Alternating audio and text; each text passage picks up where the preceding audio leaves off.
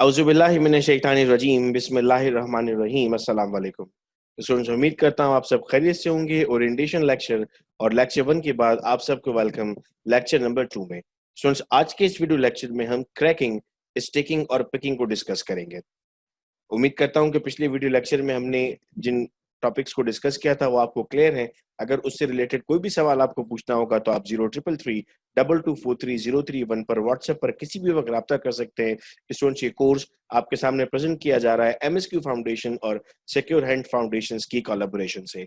This is Mohammad Saqib Qureshi, facilitator for your course.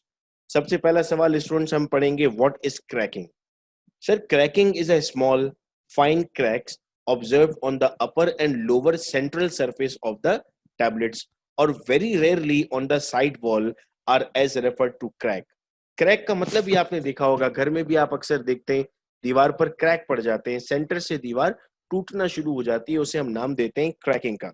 आइए तस्वीर की मदद से हम जानने की कोशिश करते हैं कि टैबलेट में क्रैकिंग आपको कैसी नजर आएगी। तो ये आपके पास बेटे एक ओवल टैबलेट है जो यहाँ से आपको ब्रेक होती हुई नजर आ रही है, यहाँ से उखड़ती हुई आपको नजर आ रही है। इसे आपने नाम दिया है कि सर ये क्या है, इस प्रोसेस को हम नाम दे रहे हैं क्रैकिंग का।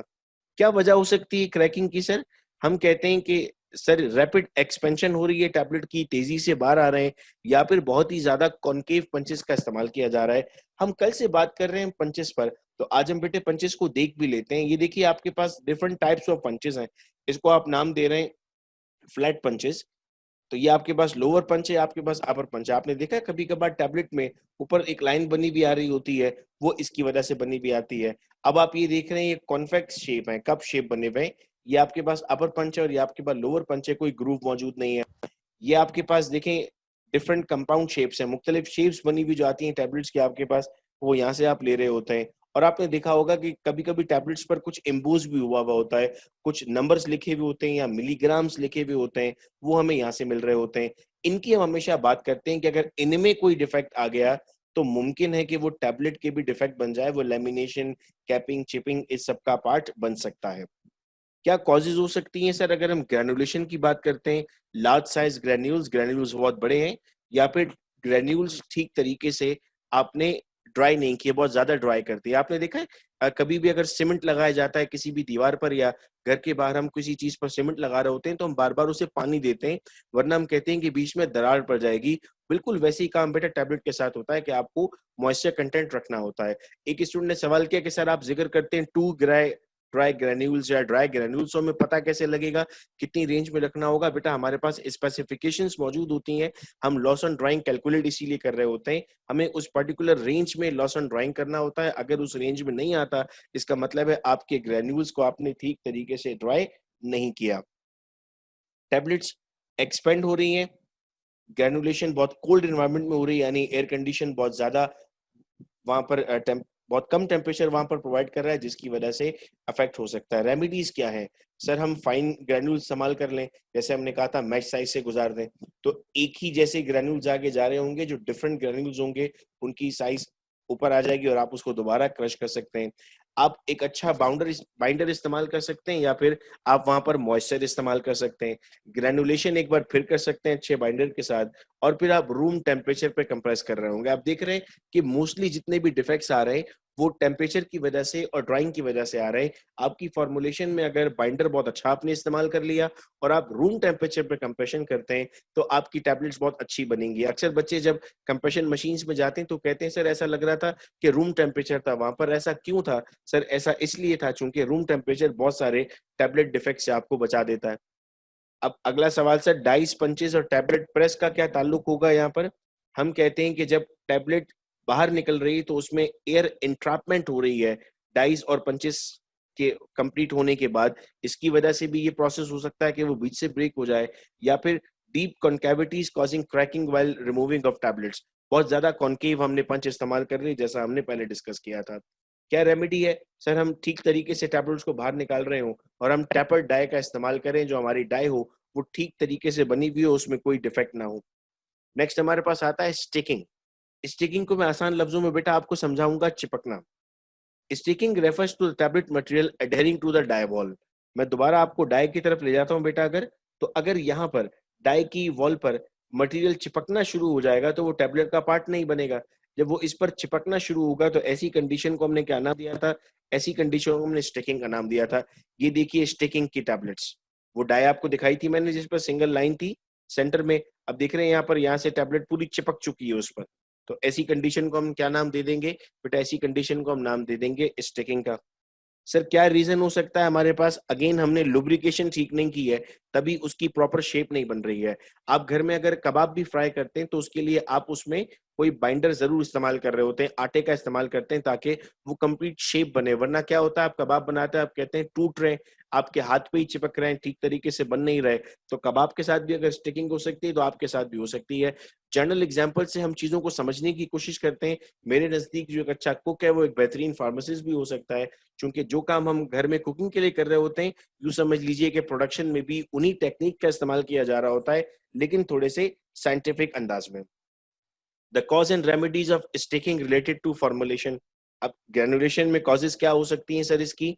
ग्रेन्यूल्स को प्रॉपरली ड्राई नहीं किया, लुब्रिकेशन ठीक नहीं थी, बाइंडर बहुत ज्यादा इस्तेमाल कर लिया कि ऊपर ही चिपकना शुरू हो रहा है वो, हाइग्रोस्कोपिक मटेरियल इस्तेमाल कर लिया था। हाइग्रोस्कोपिक किसे कहते हैं सर? जो वाटर को एटमॉस्फेयर से एब्जॉर्ब कर लेता है। कोई ऑयली मटेरियल आपने इस्तेमाल कर लिया था, या फिर आपने बहुत ज्यादा सॉफ्ट ग्रैन्यूल्स बना दिए थे।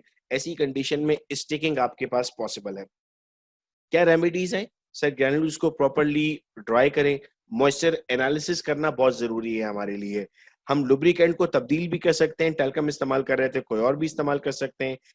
बाइंडर की मिकदार को हम तब्दील कर सकते हैं, हम कंट्रोल्ड ह्यूमिडिटी में उसकी ग्रेनुलेशन करें। हमारे पास इंडस्ट्रीज में ह्यूमिडिफायर भी लगे हुए होते हैं जिससे हम टेम्परेचर और ह्यूमिडिटी मालूम करते हैं, जो कंट्रोल्ड है उसी में हम ये काम कर रहे हो। एड्सॉर्बेंट का इस्तेमाल कर सकते हैं, और हम ग्रेनुलेशन जो हमारी फॉर्मुलेशन है उसमें बाइंडर की अमाउंट को ऑप्टिमाइज कर सकते हैं। ऑप्टिमाइज करने का मतलब है हम चेक करें उन्हें ट्रायल बैचेस में, और फिर जो बेस्ट हो हम उसको इस्तेमाल करें। Sticking related to machine dies and punches. Concavity too deep for granulation, बहुत ज्यादा कॉन्केव इस्तेमाल हो गया, बहुत कम प्रेशर लगा रहे हैं, ज्यादा प्रेशर नहीं लगा रहे, या फिर कंप्रेशन बहुत तेजी से हो रही है। ये तमाम आपके पास फैक्टर्स हो सकते हैं। आपकी रेमेडीज क्या होंगी? रेमेडीज का ताल्लुक आपकी कॉजेज के साथ होता है सर। या तो आप कॉन्केविटी रिड्यूस कर दें, प्रेशर बढ़ा दें, या फिर स्पीड को कम कर दें। इन तमाम सूरतों में हो सकता है। नेक्स्ट आता है बेटे हमारे पास व्हाट इज पिकिंग। पिकिंग और स्टिकिंग को कुछ बच्चे मिक्स कर रहे होते हैं। इसमें बेटा एक ग्रे लाइन जिसको हमें समझना बहुत जरूरी है, जो इस तस्वीर से हम आसानी से समझ सकते हैं। देखिए अगर मैं दोबारा आपको लेकर जाता हूं स्टिकिंग पर, तो अगर आपका ये पूरा पार्ट रिमूव हो रहा था, आपने स्टिकिंग का नाम दे दिया, डाई पर चिपक गया। लेकिन अगर एक छोटा सा पार्ट यहाँ पर आकर चिपक जाता है और आपकी अब टैबलेट में बीच में इस तरह के आपको ग्रूव्स मिलना स्टार्ट हो जाते हैं, इसे हम नाम देते हैं पिकिंग का। पिकिंग को यूं समझा देता हूं, उठाना। तो यहां से यूं समझ लीजिए पाउडर उठा लिया गया है, इसे आपने नाम दे दिया है पिकिंग का। तो picking is the term used when a small amount of material from a tablet is sticking to or being removed from the tablet surface by punch phase। अगर क्वांटिटी कम है तो वो कहलाएगा पिकिंग, अगर क्वांटिटी ज्यादा है, पूरा ही सरफेस मूव कर रहा है, तो वो कहलाएगा स्टिकिंग। अब कुछ बच्चे स्टिकिंग और क्रैकिंग में फर्क नहीं समझ पा रहे होते हैं। बेटा क्रैकिंग में उखड़ गया था पूरा पार्ट, लेकिन यहाँ पर ऊपर चिपकता है, तो इसको आप नाम देते हैं स्टिकिंग का। जब ये तमाम क्लियर हो जाएंगी तो एक वीडियो लेक्चर में हम इनके डिफरेंसेस भी जानने की कोशिश करेंगे, ताकि फिंगर टिप्स पर रहे हमारे सामने, और फिर जाके हम अपना कोर्स कंप्लीट कर रहे होंगे। क्या रीजन हो सकता है sir? Picking is of particular concern when punch tips having engraving और इम्पोजिंग लेटर। जब जब इम्पोजिंग लेटर्स होते हैं तब तब ये काम हो रहा होता है। और आप जो फॉर एग्जाम्पल, अगर मैं आपको प्रैक्टिकल एग्जाम्पल देता हूं कि जितनी भी आपके पास इम्पोज करने वाला मटेरियल है, अगर आप उसमें स्टीरिक एसिड का ज्यादा इस्तेमाल करते हैं तो वहां पर ये प्रॉब्लम आना स्टार्ट हो जाती है। तो आप स्टीरिक एसिड को वहां इस्तेमाल नहीं करते हैं। ये तमाम वो चीजें जो पर्सनल एक्सपीरियंस की बुनियाद पर मैं आपके सामने रख रहा होता हूँ, और बहुत सारी ऐसी चीजें जो किताबों से मैं ढूंढ कर आपके सामने रखता हूँ। हम पूरी कोशिश करते हैं कि प्रैक्टिकल नॉलेज रखें अपने इन लेक्चर्स में, और एक एक जो लफ्ज हम यहाँ पर बोल रहे होते हैं भरपूर साइंटिफिक रेफरेंस में अपने पास रखता हूँ बेटे। कॉजेज एंड रेमेडीज क्या होंगी? हम कहते हैं बहुत ज्यादा मॉइस्चर कंटेंट है, लुब्रिकेशन ठीक नहीं है, लो मेल्टिंग पॉइंट सब्सटेंस हमने इस्तेमाल कर ली है। जो कंप्रेशन जब करते हैं टैबलेट, तब मशीन मूव करती है ना, आपने पढ़ा है जब पार्ट्स मूव करते हैं तो हीट जनरेट होती है, ये भी एक प्रॉब्लम हो सकता है। टू वार्म ग्रैन्यूल्स, हम मतलब गर्म ग्रैन्यूल्स हम ले आए, हमने ग्रैन्यूल्स को ठंडा नहीं किया, और बाइंडर की मिकदार हमारे पास ज्यादा हमने इस्तेमाल कर ली थी। क्या रेमेडीज हो सकती हैं सर? प्रॉपर ड्राई करना होगा, लुब्रिकेशन करेंगे। कौन करेगा लुब्रिकेशन सर? कोलाइडल सिलिका को हम इस्तेमाल कर सकते हैं एज अ पॉलिशिंग एजेंट। जो लोग इंडस्ट्रीज में जाना चाहते हैं उन्हें एग्जाम्पल्स उनकी टिप्स पर होना जरूरी है। आपने देखा होता है अक्सर, मैं भी जब अपने लेक्चर्स में ये एग्जाम्पल्स बार बार दे रहा होता हूँ, इससे हमें ये अंदाजा होता है कि एक्सीपेंट्स की मुख्तलिफ टाइप्स कौन कौन सी हैं। कोई high melting point material add करना हम इस्तेमाल कर दें जो इतना आसानी से मेल्ट ना हो रहा हो, रूम टेम्परेचर पे हम कंप्रेस करें, बाइंडर की मिकदार कम कर दी जाए और कंप्रेस करने से पहले हम उसे कूल कर रहे हों। Causes and remedies related to machine, rough और स्क्रैच पंचेस। पंच रफ हैं, उन पर खराश आई हुई है, स्क्रैचेस आए हुए हैं, सालों से हम इस्तेमाल कर रहे हैं, लेवल नहीं हुए हैं आपस में, और हम प्रेशर ठीक तरीके से अप्लाई नहीं कर रहे हैं, नरम टैबलेट बन रही है और नरम टैबलेट बनने की वजह से ये काम हो रहा है। रेमेडीज क्या हो सकती है सर? हम पॉलिश करें उनको ताकि उनमें एक चमक नजर आए, लस्टर नजर आए। हम जितने ज्यादा बड़े लेटर इस्तेमाल कर रहे होंगे उतना ज्यादा हम इस इफेक्ट को कम कर रहे होंगे। हम शार्पनेस कम कर दें, हम प्रेशर को नॉर्मल कर दें। ऑप्टिमम का मतलब होता है आसान लफ्जों में जितना चाहिए अगर उतना कर दें तो बेस्ट हो जाएगा हमारे लिए।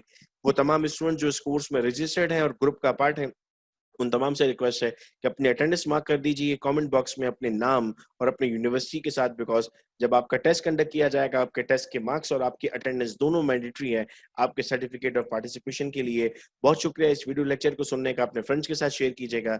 अगर वो भी रिमेनिंग लेक्चर्स में ज्वाइन करना चाहते हैं हमें, तो वो 0333224031 पर राब्ता करके ग्रुप में ऐड हो सकते हैं। बहुत शुक्रिया इस वीडियो लेक्चर को सुनने का। अपना बहुत ख्याल रखिएगा आप सब लोग। अल्लाह हाफिज।